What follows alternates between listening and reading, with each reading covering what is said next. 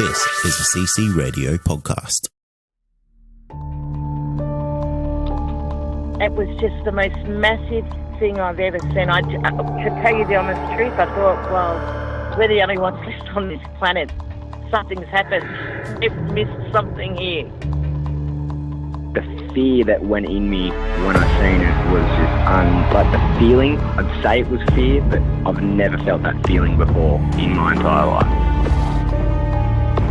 It's a weird feeling, like you can't explain it when you don't know. You feel like you're being followed, but you don't know what it is. We had two to our right, another one in front of us, another one to the left, and another one just across the road, shaking the daylight out of the tree. All we get was a big red eye. I remember waking up and looking at the end of the bed, and there was a figure there, almost insect-like, and then I blacked out. Welcome to the show, everyone. You are listening to Believe Paranormal and UFO Radio. My name is Cade Moyer, and thanks for tuning in. If you've had an encounter, get in touch with me. My email address is believe@ccradio.com.au, or you can message me on Facebook at facebook.com/Believe UFO Radio. If you enjoy this episode, there are a few things you can do to help the show. Firstly, you can go to iTunes and leave us a 5-star rating and review, or you can share the show around social media with your friends and family, and that will help us grow. Tonight I'm joined by Craig Zammit, and Craig is a content creator on YouTube. I actually found him just kind of in a recommended feed for his YouTube channel, Bushcraft and Camping Adventures, and this guy is he's pretty interesting because he goes out into the bush and goes camping on his own. He's an absolute madman, and he's actually started to dip his toes into the paranormal and the whole cryptid thing with his second YouTube channel, the Paranormal and Cryptid Adventures, and it's really starting to spark my interest. And I had to get him on the show because I have to ask him how he goes about this, why he's doing it. Craig, welcome to the show, mate. G'day, Kate. Thanks for having me, mate. Big fan of the show, so I'm quite excited to be on here. So, yeah, thank you for having me. Oh, mate, it's the pleasure's all mine because I know how you YouTube guys do it, because I can tell you it's a lot of work to do a podcast, and that's only audio. I don't know how you video boys do it, because I can tell you what, that would be a huge amount of work. A lot of late nights. A lot of late nights is the short answer. Trying to squeeze in an hour of editing here and there, and the biggest issue always becomes when you're out camping, when do you hit the record button, when do you not hit the record button? It's a lot of pre-planning and a lot of thought goes into what is often very average videos, but, you get that sometimes. So, yeah, as you would do, you make it up as you go sometimes. Well, that's exactly it. And you're not going to hit a home run every time, I say, but I reckon as long as you can kind of get onto the bases, you're going all right, because content creation it's a hard gig. That's just the plain honest truth about it. It's not easy. But look, you know what the bottom line is. If you enjoy it, then it's like any job. If you enjoy what you're doing, then you're not working. So every night I put in a few hours of editing, and as you say, sometimes you knock it out of the park and you're proud of what you do, and other times you just post a video and hope that other people don't laugh too much. Meet in the middle somewhere. Yeah, look, mate, you must have a lot thicker skin than me, because I probably don't. I don't have the face for YouTube. I think I have the voice for radio, and I'll stick with that. But mate, what got you? What made you start the whole bushcraft and camping adventures thing? Are you just a natural explorer at heart? I think the exact opposite, if honest. A lot of guys you listen to that do this whole YouTube thing, they have these really cool stories, as a kid growing up on a farm or growing up in the mountains, or having a grandparent take them out and do this and that. That was absolutely not the case with me. We did some stuff with my dad when we were young, but I only really started realizing that there was an itching to do something outside, in the last 4 to 5 years. And oddly enough, it started by watching television. Are you familiar with the show Alone? No, I'm not. What is it? It's basically 10 guys and girls get chucked out in the middle of the wilderness. They get to take 10 items, and the last survivor wins a whole bunch of cash.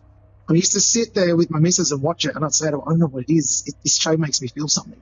And I couldn't quite put my finger on it. I'd watch every season, and every time I'd watch an episode, I would get this feeling, this longing to be out there.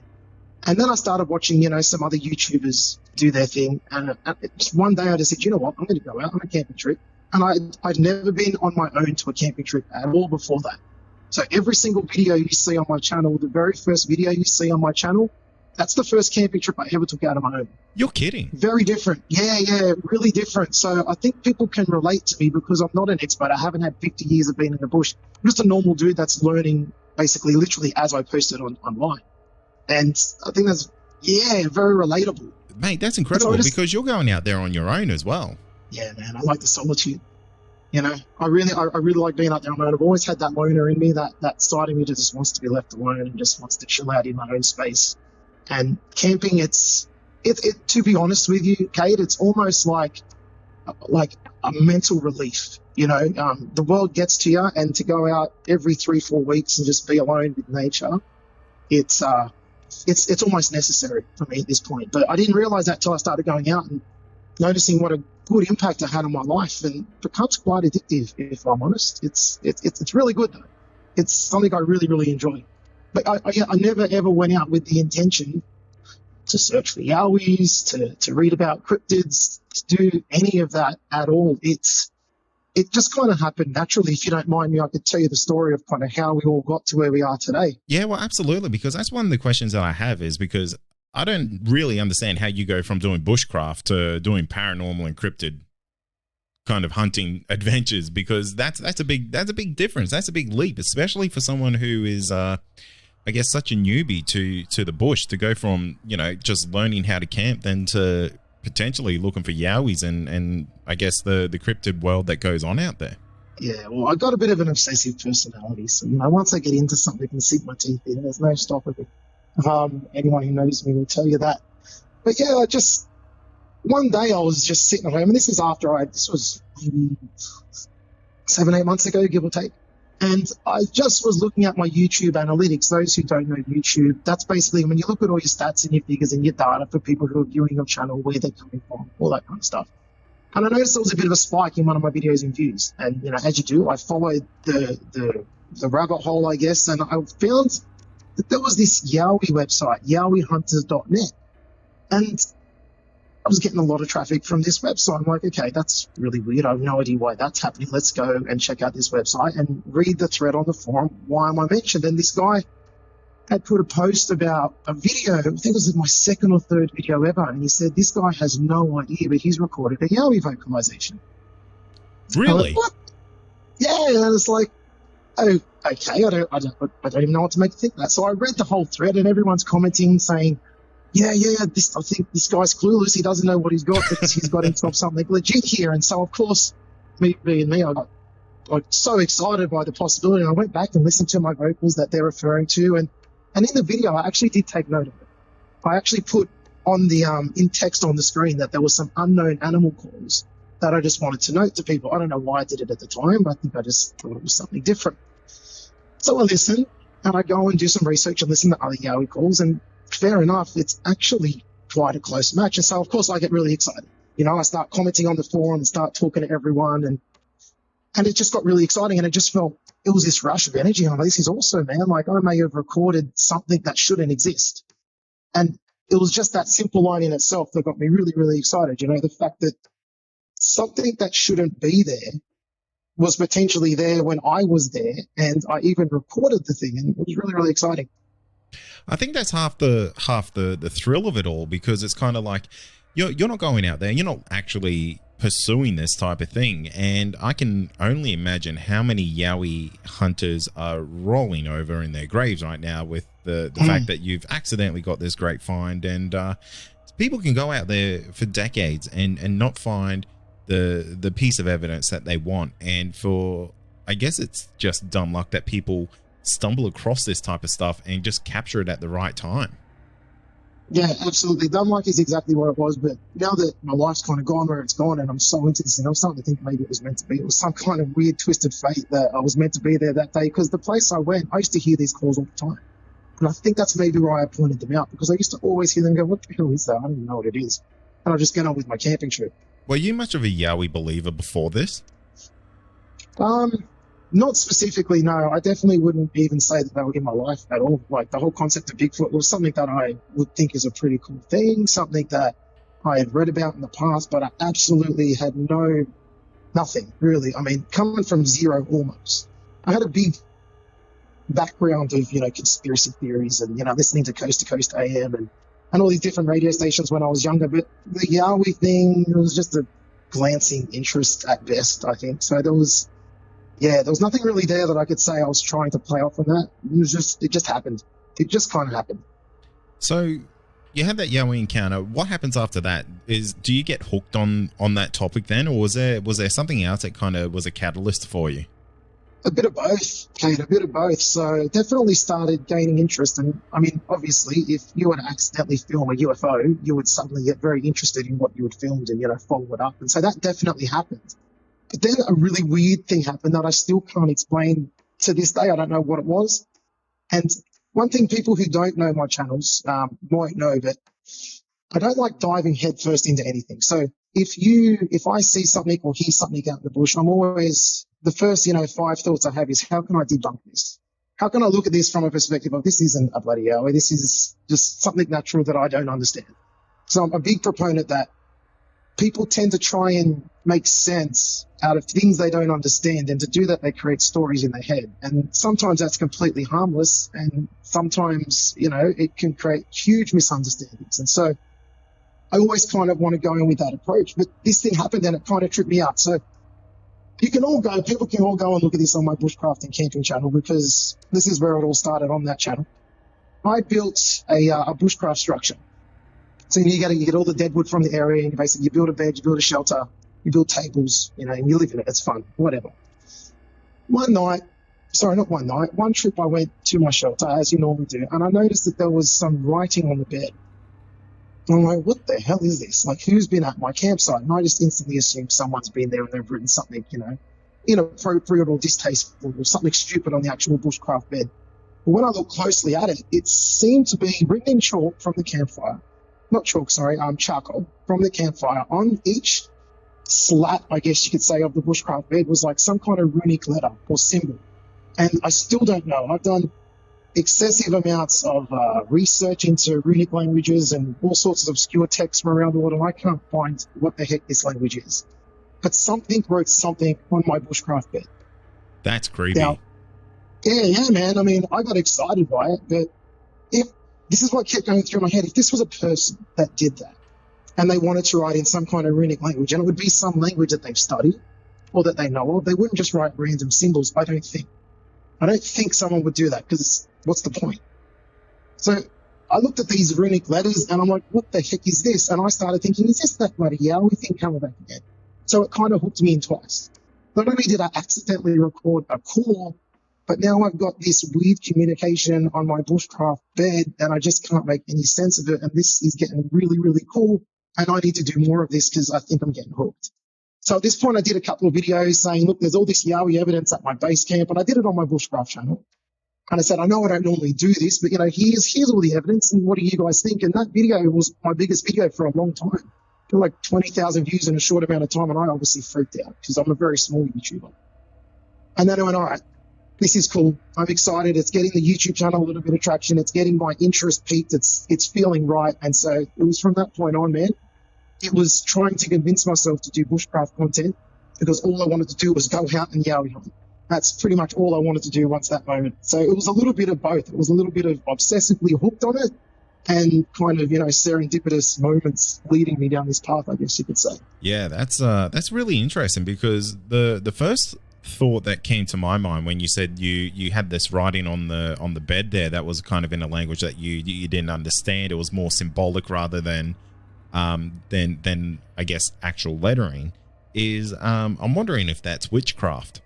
Well, it's funny you say that, because there was a small period of my life where I was well into the whole Wiccan thing and all that kind of thing, and I never came across anything that quite looked like that. Now, again, I'm definitely not saying I'm the expert that knows everything about everything. Yeah, I'm sure a language expert would look at it and be able to work out what it is, although I have had language experts look at it and they didn't know what it was.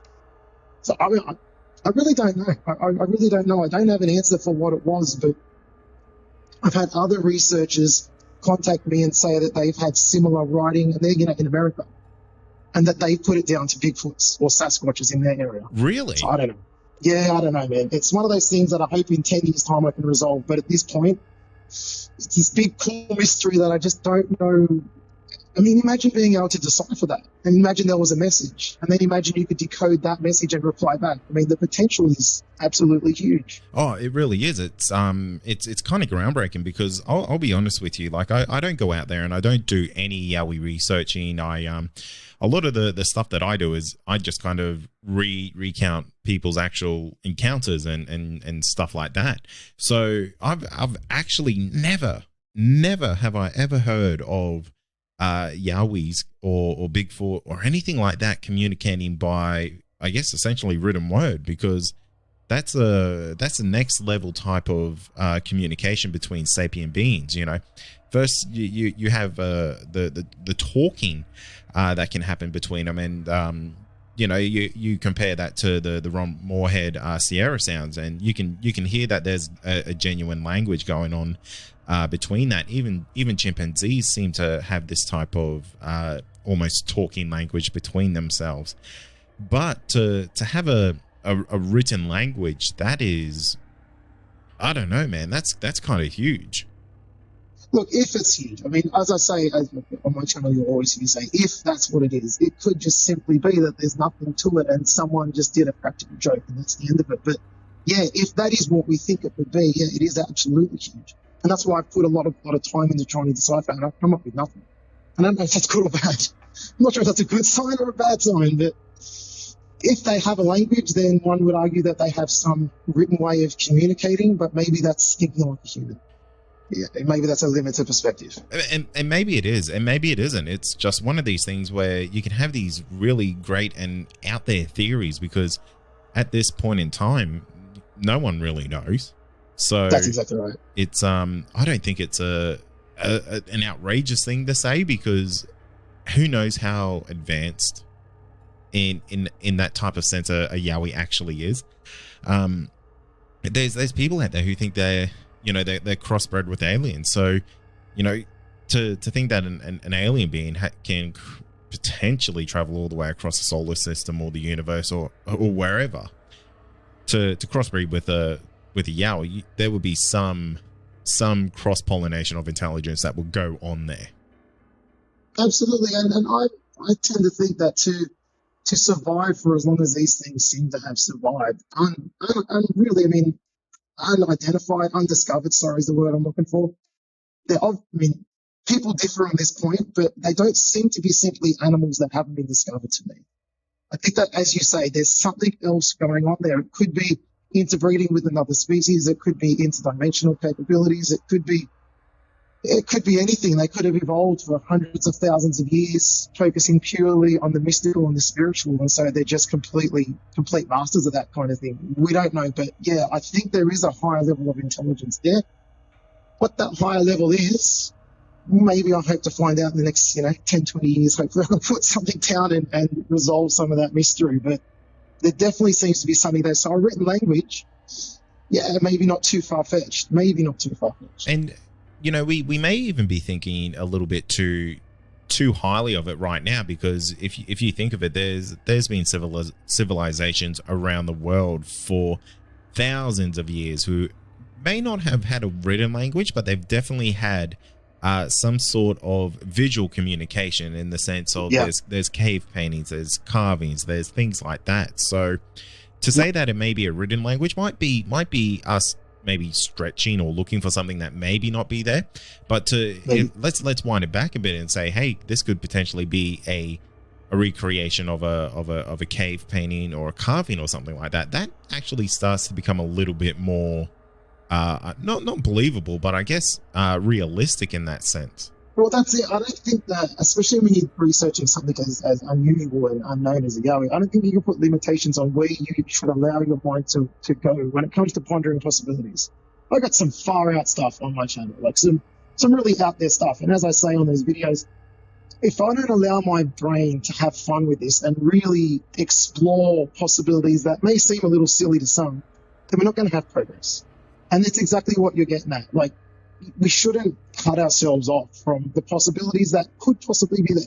There might be nothing, it might not be anything, but it could also be a train of thought. If you allow your brain to, go a bit silly and really ponder these weird thoughts, you may stumble across a truth that no one's ever thought of before. If everyone's doing the same thing, we don't get progress. You know, there's a place for the people who want to get a body. There's a place for the people who want to get the footage, and I think there's a place for the people who want to think outside the box. And we all work together and hopefully come up with an answer at some point. And now, a quick word from our sponsor. Also, are you wanting more content? Why not become a Believe Plus member? You'll get access to exclusive podcasts and episodes that aren't available to the public. Not only that, you'll also get our regular feed without any ads. Head to believepod.com/plus to sign up today for just $5 a month. And, you know, I see hundreds of Yowie and Bigfoot researchers, and I'll put researchers in bunny ears because you know, it's what's to really class someone as a researcher is that someone who just opens a book? Is that someone who looks into the bush and draws red circles around trees and says that's a Yowie? You know, there's hundreds of those people out there, I can tell you that. Yes, but and that's not to bash on those people, because, you know, everyone researches in their own way, but what I really do like is the open-mindedness that you would go out there and say, look, I don't know what this is, because that's one of the big things that I really dislike in the Yowie community and the Bigfoot community, is that there's so many people who think they know exactly what these things are. And my question to those people is always like, well, how come you haven't exposed them? If you know exactly what they are, what they do, where's your proof? I'm totally with you, man. And look, maybe I shouldn't say what I'm about to say, but anyone who's in the field will probably pick it already from a mile off. But there is a big problem, I think, globally with the whole Bigfoot, Yowie, Sasquatch research field. And I say, I'm not pinpointing any individuals whatsoever, but there's a lot of ego, man. And unfortunately, I think everyone wants to be the one to have the breakthrough. And I completely get it, especially if you've dedicated your whole life to it. I completely get it. And again, I'll say it, I'm a no one. You know, I've been around for a hair's breadth compared to some of these other blokes, but there's so much ego in the field that I think people often lose sight of what the point of it is. And it kind of drags down the whole kind of, the whole community gets affected by it, because people won't share findings, or people won't open their mind up to possibilities that are outside of the bubble that they've created. And as you say, no dramas. If you want to find photos, zoom in on them and look for, you know, potentially cloaked or hidden, you know, beings in the forest, more power to you. I hope you had good luck. I really do. It's not my way to do it, though. That's not my approach. That's it. Yeah, absolutely. And everyone can research their own ways, just like you said. But the thing that kills it is when those people start to say, look, Joe over here, he researches footprints, and that's the dumb thing to do, because you're never going to find the Yowie that way. You have to be looking in the trees for cloaked things, or, you know, things like that. It's just kind of, I think I'm very much under the same mindset as you there, Craig, is that there should almost be this open depository of Yowie findings or Bigfoot findings or things like that, because, I mean, sure, everyone would love to be the person to be the one who found the Yowie or found the Bigfoot, but I would also just love for it to not ever be found, and just have this community of kick-ass people who are all supporting each other and all kind of giving each other a really good pat on the back for the research that they do find. And it's all about just building that community, I think. Absolutely. I mean, there's a particular research that's been absolutely amazing, and I'm happy to name drop him. And you know what, I'd recommend you reach out to this guy, because his name's Christopher Noel. Are you familiar with him? No, I'm not. He's based in the States. He's done some really good research, and he's reached out to me. He's given me, you know, copies of his books to read. He's given me advice, and he's asked absolutely nothing in return. And it's like, I didn't plan to mention him in any way, shape, or form, but it's a really good example of exactly what you're saying, how it should be. But then on the other hand, there's, you know, the exact opposite side of that coin, where you get some people getting quite, and I've never had really any negative encounters myself yet. You know, everyone tells me they will come. But, you know, yeah, unfortunately, you get the other side, which is people getting a little bit protective of their data and wanting to solve it on their own. And I totally get that. I totally get it. But I don't think that's the way forward. I think it's much better if we get together, like you say, and reach out to everyone and help each other up. And look, at the end of the day, if we ever do find this thing, I've got the same dilemma as you. Well, if I say I was to record it tomorrow, would I even post the footage? I've had this argument with myself many times. As soon as it's out there, you could be risking this being from being, you know, hunted, shot, People going out there like it's a tourism thing, and there's always that. I kind of agree. That part of me says I never want it to be discovered. But then the other part of me says, wait a second, yes, I do. I really want to know what this is all about. I mean, I do too. It's kind of like one of those things. It's always one of those urban legends of, Loch Ness and Yowies and Bigfoot and stuff like that, where these things have just been around for forever. And it's, there's so many detractors from them, and, let them detract it. That's their prerogative. It's no point trying to change those people's minds, because you never will. Even if you had a dead body of it laying there, they'll say it's fake. But yeah, and each to their own in that regard, I guess. Oh, absolutely. But I kind of would love for it to be found, but I'm also in the same boat that I would just love for it to never be found ever, just because I think a lot of people really do enjoy just like yourself, that peace of mind. You can go out, enjoy yourself by yourself in the Australian bush and just have a good time. And if you stumble across something, hey, that's a treat for you. Absolutely, man. And I mean, if you look at the Indigenous peoples of Australia, they've got a history dating back. The latest figures say at least 130,000 years of occupation on this continent, which is absolutely epic in and of itself. But I mean, you ask anyone who knows anything about their history, and they'll tell you that they absolutely have a history with Yowies. It's written in stone, so to speak, and you can't fake that. You can't go back 100,000 years and fake a cave drawing, or you can't go back 100,000 years and fake a story that's been passed down from generation to generation. And to me, that adds the credibility that I personally need. And I think a lot of people miss little things like that. As I've mentioned before we went on the air, I'm a school teacher, and when, I talk to my students about, I go out and search for Bigfoot, they're looking like I'm an absolute lunatic, and maybe I am.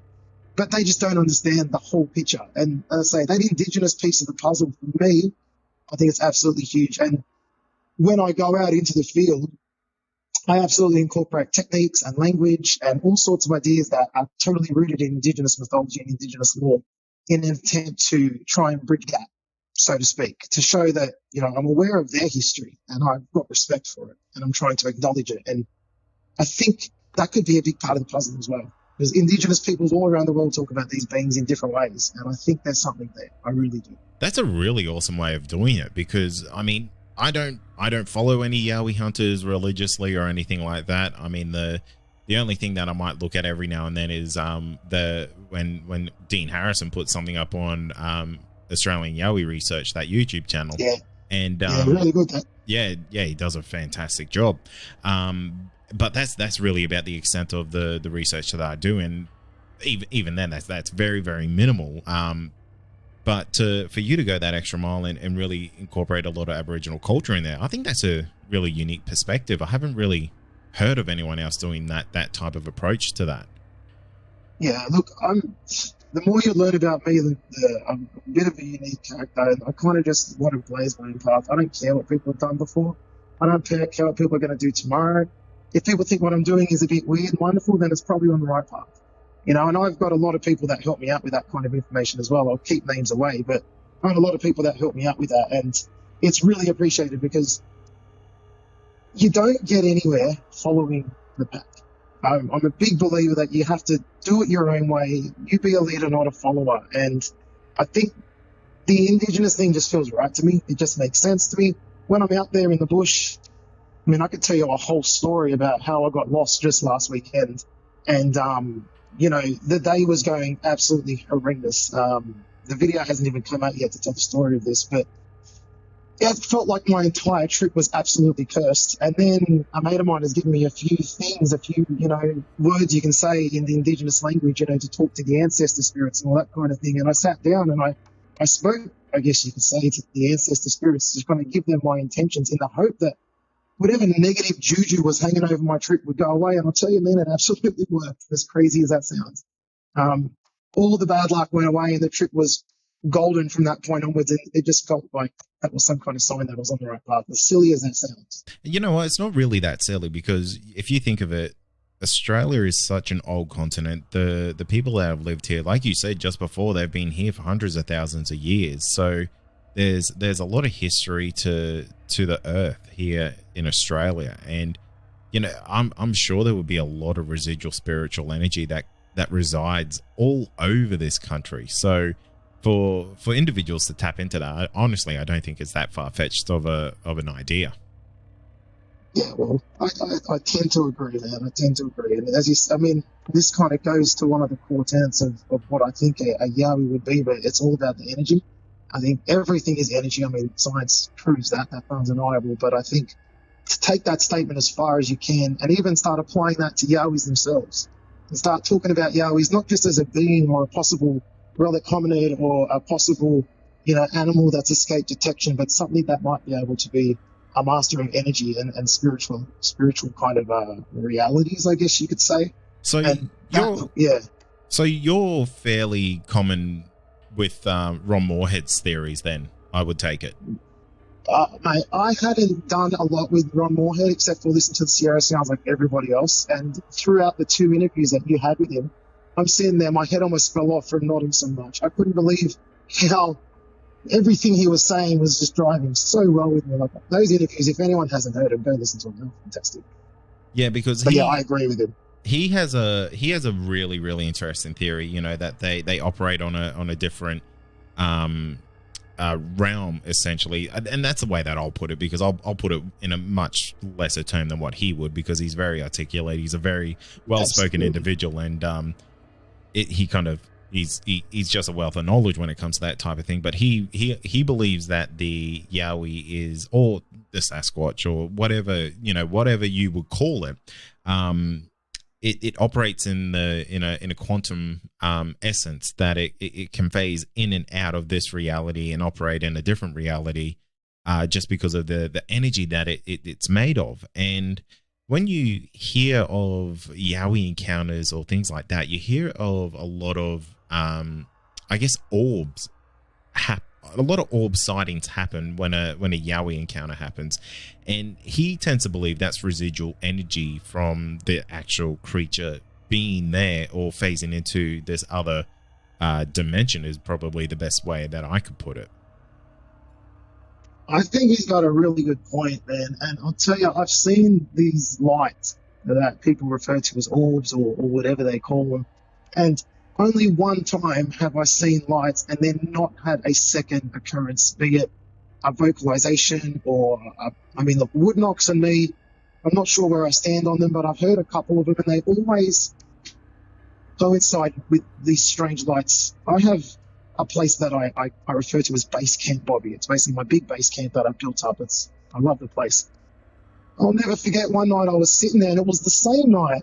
And let this be a lesson to any researcher out there. Have an audio recorder on you. Do not rely on camera audio, because I sat there one night for, I think, at least 2 to 3 hours listening non-stop to what I assumed were Yowie vocalizations. 2 hours.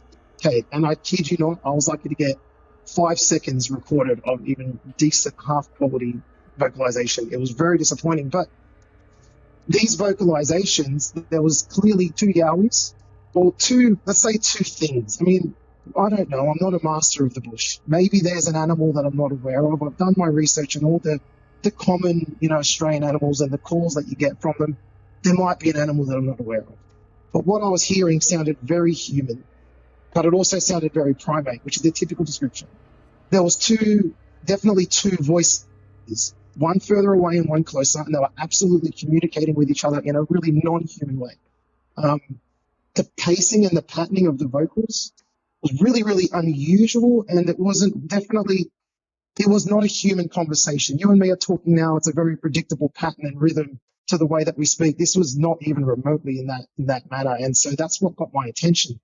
But the night that this happened was the same night that I was sitting there listening to these vocalizations, and I just looked to the left, and I reckon about 70, 80 meters away, maybe, I could just see it looked like someone had an LED headlamp on their head, and they were just standing still in the bush, but the light wasn't moving. So there was no person with an LED headlamp. That was the kind of way the light that came kind of looked. And I was looking at this light, Because I'm like, is someone coming, to see someone coming up to the campsite? Do I have a problem here? Is there someone that's found me or after me or something like that?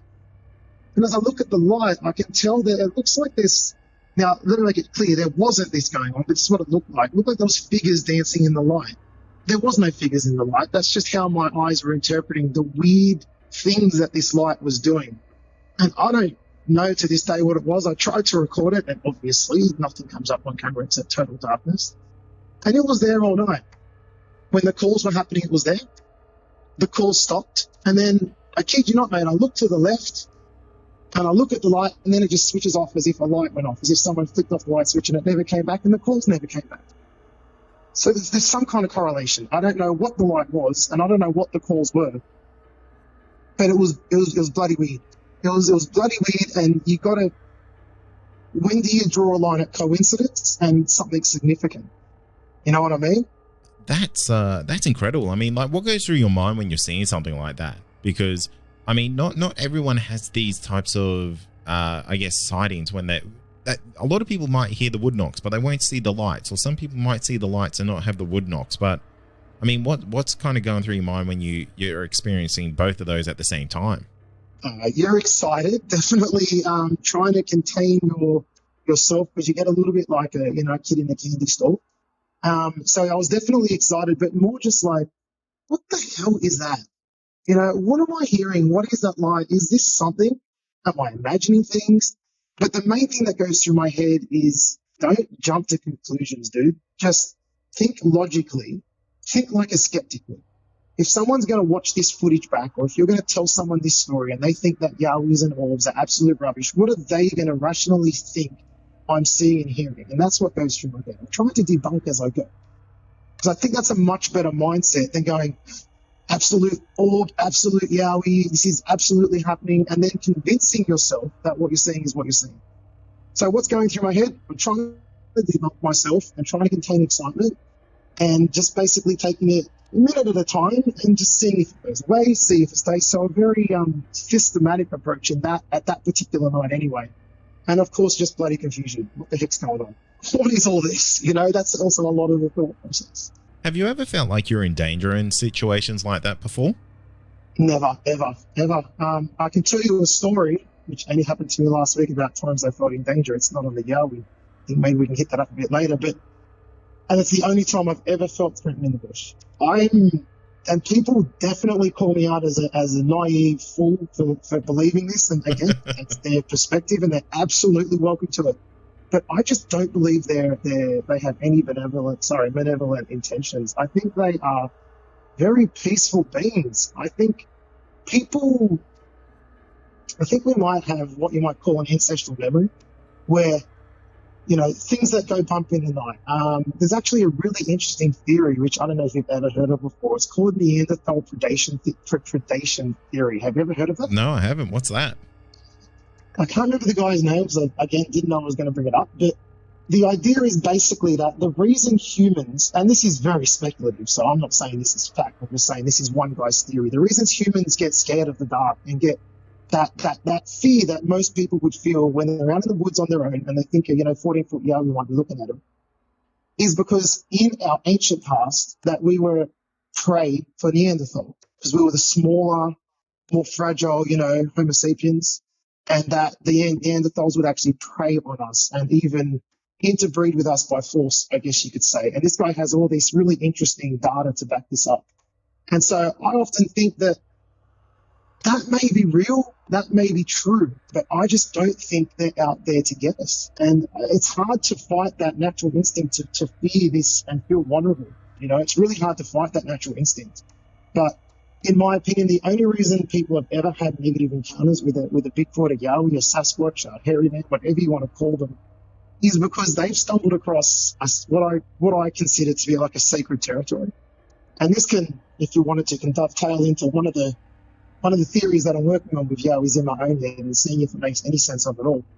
But I put it to you this way. Kane, you seem like a pretty cool guy. I don't think you're going to go and bite anyone's head off today, or, I don't think you're going to go get in a bar fight or anything like that. But if someone was to walk into your house or, threaten your family, I think you'd be a very different person. as you would need to be, right? Yeah, of course. Absolutely. I think Yowies are exactly the same. I think they are, at their core, exceptionally peaceful beings, but if they have a sacred place, they're going to defend that. And if you look at the vast majority, and you would be the man who would know, having the podcast that you do, you look at the vast majority of cases where there's been what people call, terrifying encounter or this and that, it's never really that terrifying. It's a stick throw, it's a bluff charge, it's a rock throw. It's a very passive way of moving someone on out of an area. I believe, anyway.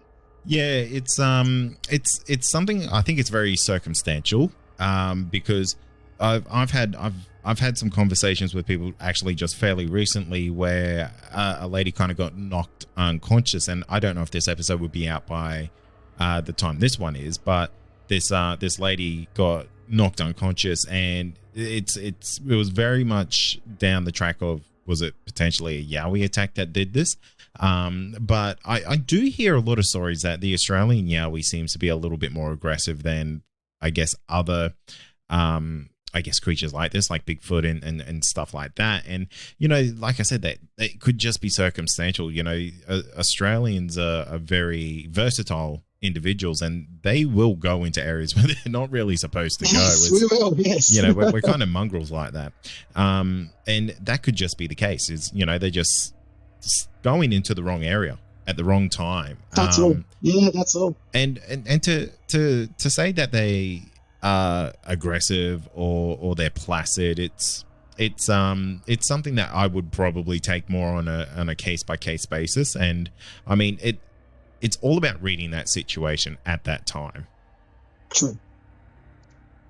I agree. And that's one of the things I think, this is why I don't go into it with a negative perspective about them, because just like, you and I are nice, normal, level-headed blokes, there's also a guy around the corner who might rip your head off. And they're probably exactly the same. There's nice ones, and there's not so nice ones. Or there's ultra-protective ones and ultra-aggressive ones, and then there's ultra-placid and wise ones. And if I was to take a perspective out in the bush with me, it's that I'm actually more protected than threatened by them.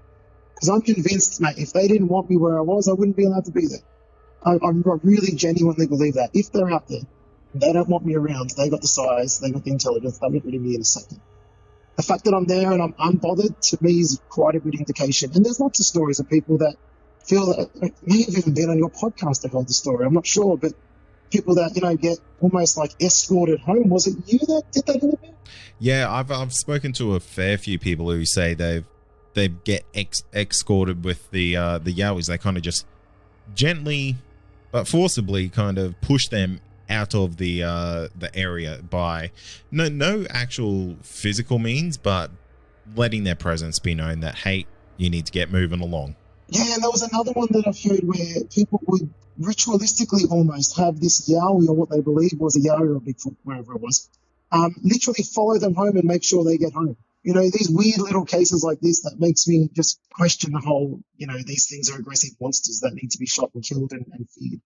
I just don't feel the need to fear them. And maybe I'll regret that one day, but I just don't feel the need. That's just me. And I'm probably wrong, and maybe I am, but that's just where I stood on that. No, and I think, as long as you're reading the situations correctly and you're doing everything that you can to stay safe, and I think you'll be right.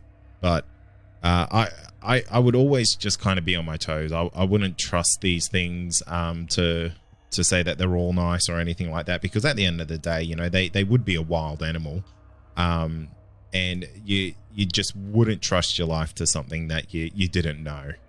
Now, what if they're not a wild animal? What if they're more of the moorhead perspective, where they are advanced species that there's nothing wild about them whatsoever, and they're phasing in and out of this reality to do what they need to do, and they're basically energetic beings, and they would have very little reason to even engage us. And I think that's why we don't see them that much, because we're almost a non-event in their life, I believe. You could have nailed it right on the head there. It's just one of these things that I don't think there's any right or wrong reason to thinking about them, because they're such a mysterious creature, and there's so many different ways to think of how they may operate and how they may even live. It's what I really do love about this subject, is just that there's so many different angles that you could go down on, and each one warrants a proper discussion, warrants proper research, because who's to say what's right and wrong at this stage?